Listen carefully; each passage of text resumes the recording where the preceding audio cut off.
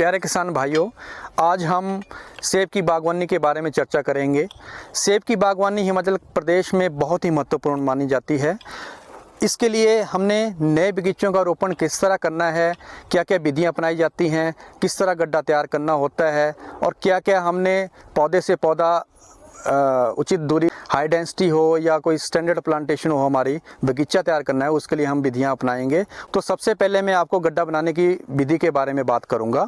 गड्ढा बनाते समय सेब में अगर घासनी वाली जगह है तो उसमें गड्ढे का जो साइज़ रहता है वो हमारा हम 4x4x4 का हम उसमें बनाते हैं। अगर हमारी फ्लैट लैंड है तो उसमें हम गड्ढे का साइज़ जो है 2x2 फुट रखते हैं। जैसे हम गड्ढा तैयार करते हैं, जो ऊपर वाली मिट्टी होती है, सतह वाली मिट्टी होती है, उसको हम अलग जगह रखते हैं, अलग जगह रखा करते हैं। और जो नीचे वाली जो मिट्टी निकलेगी उसको हम अलग साइड रखेंगे। प्लांट जैसे भी हमने लगाना है कि हमने किस तरह दूरी बनाए रखनी है, तो गड्ढे से गड्ढा दूरी हमने पहले ही उसमें बनाए रखनी है। हमने उसमें गोबर की खाद, गली सड़ी खाद होती है, वो हमने उसमें मिक्स करनी है। तो एक गड्ढे के हिसाब से अगर हम देखें तो प्रति पौधा हमें 15 से 20 किलोग्राम खाद डालनी पड़ती है। ऊपरी सतह वाली जो मिट्टी निकाल रखी है उसमें हम गोबर की खाद डालते हैं। सबसे पहले जैसे हम इसमें मिक्स करेंगे तो गड्ढा भरती बार जो ऊपरी सतह वाली है उसकी खाद को मिक्स करके हम गड्ढे में भरेंगे।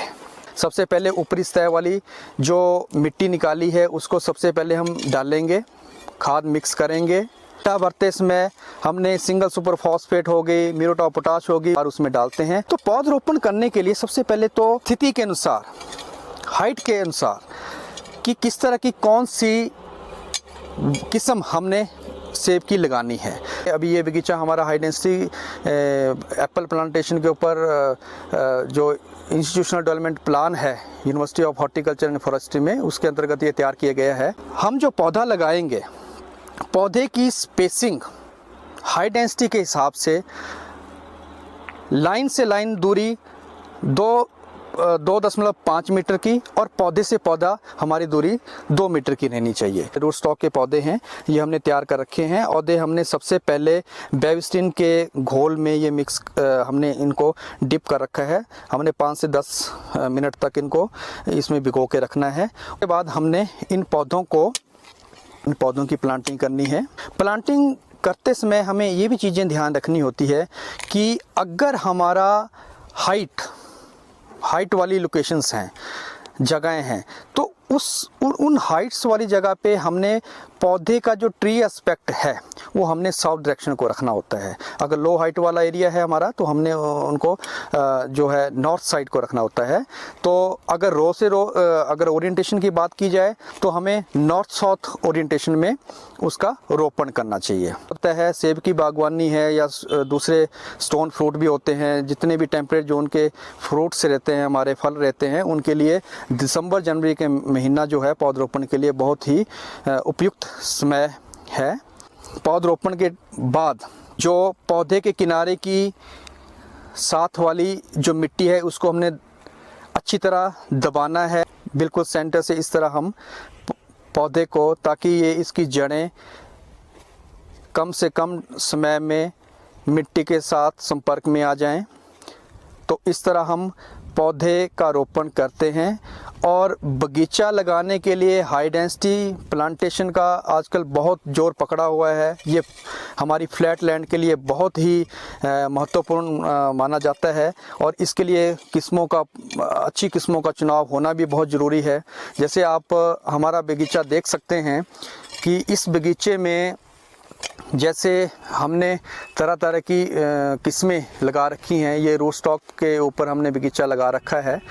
तो इसमें जैसे जीरोमाइन किस्म है, हमारी रेड लम गाला किस्म है। तो आप देख सकते हैं कि ये हमारी प्लांटेशन जो है ये अभी 7 महीने की प्लांटेशन है। तो पौधे की उचित बढ़ोतरी के लिए अच्छी खाद पानी भी चाहिए और साथ में समय पर पौधे की स्थिति को देखते हुए, नमी को देखते हुए उसमें हमने सिंचाई भी करनी है। तो ये सब चीज़ों का हमें समय पर ध्यान रखना होता है।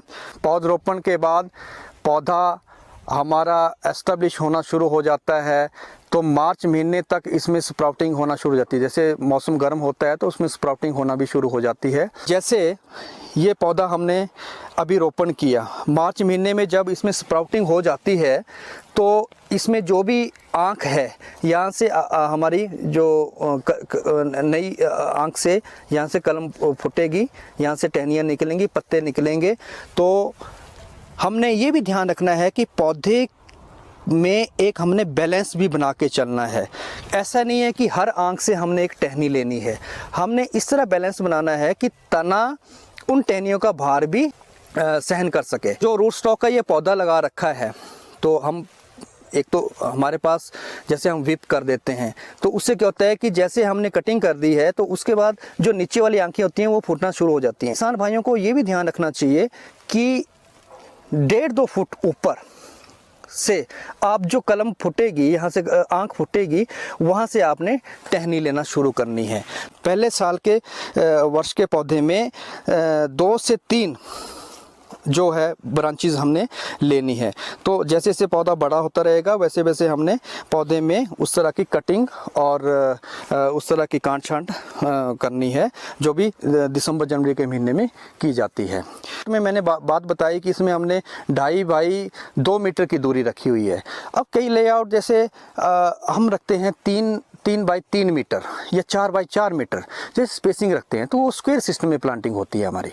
तो इस तरह करके हम लेआउट बगीचे का इस तरह मेंटेन करेंगे, ट्री एस्पेक्ट को ध्यान रखेंगे, ट्री ओरिएंटेशन का ध्यान रखेंगे, क्या क्या खाद पानी उसमें डालना है, सिंगल सुपर फॉस्फेट हमने बताई, म्यूरेट ऑफ पोटाश बताई, और जो नाइट्रोजन उर्वरक हैं तो उनकी जो आधी मात्रा है वो हमने दिसंबर जनवरी के महीने में डालनी है। जैसे पौधा हमने रोपण किया उसके जैसे पौधा एस्टेब्लिश करता है उसके बाद हमने आधी मात्रा डाल देनी है और शेष भाग जो डालना है जब उसमें नए पत्ते आना शुरू हो जाएंगे। जैसे ये हाई डेंसिटी का बगीचा लगा है तो 8-9 महीने के ये प्लांट है अभी, तो ये हमने मार्च में प्लांटेशन कर रखी है। वैसे तो फरवरी का टाइम रहता है लेकिन यहाँ की स्थिति के अनुसार मार्च तक हम कर सकते थे। तो आप देख सकते हैं कि ये 9-10 महीने का पौधा है। तो इसमें अगर रूट स्टॉक का पौधा है तो रूट स्टॉक वाले पौधे में तो आप जल्दी भी फल ले सकते हैं। तो ये हमारा ग्राफ्टेड पौधा है, तरह तरह की किस्में हैं, यहाँ पे 4-5 तरह की किस्में हैं। पौधरोपण तो कर दिया हमने लेकिन हमने उसमें एक अच्छी परागण किस्में भी लगानी है। तो जैसे 33% हमारा है कि परागण किस्में होना ज़रूरी होता है, तो हर 2 पौधों के बाद आप एक परागण किस्म का अच्छी किस्म का चुनाव करें। जैसे गेल गाला भी है हमारे पास।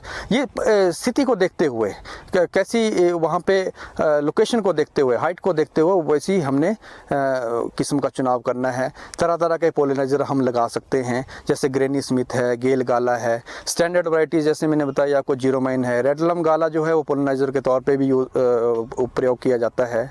तो ये नई किस्में हैं। किंग रॉट जैसे एक नई किस्म है, ये किस्म भी हम लगा सकते हैं। तो इस तरह करके ये बगीचा अगर हम देखें, अगर 2.5 बाई 2 मीटर के हिसाब से अगर हम देखें तो लगभग ये 2500 मीटर स्क्वायर एरिया है। तो इसमें हमने 1000 प्लांट्स लगाए हुए हैं। तो इस साल हम देख सकते हैं कि इनमें फल सैंपल के तौर पे आना शुरू हो जाएगा। जो ट्रेडिशनल प्लांटिंग थी जो हम 6 बाई 6 मीटर पे लगाया करते थे, अब वो हम हाई डेंसिटी में 2.5 बाई 2 मीटर पे आ गए हैं। अगर इससे कम भी लगाना चाहते हैं लेकिन उसके लिए हमें ट्रेनिंग सिस्टम दूसरे अपनाने पड़ेंगे।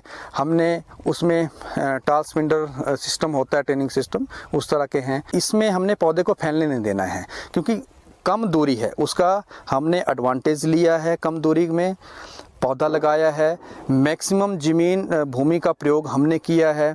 कि ऐसी किस्में आ चुकी हैं कि जैसे रूट स्टॉक के ऊपर किस्में हैं तो ये पौधा बौने प्रवृत्ति का भी रहता है। तो उस तरह करके हम कम ज़मीन में ज़्यादा मात्रा में पौधे लगा सकते हैं। तो पौधे को ऐसे भी हमने ट्रेन करना होता है कि मैक्सिमम सनलाइट जो है हम हार्वेस्ट कर सकें, हर पौधे के हर ब्रांच तक कि मैक्सिमम सनलाइट जो है वहाँ पहुँच सके, जिसके साथ फल और अच्छी गुणवत्ता वाले फल जो हैं पैदावार संभव हो सके।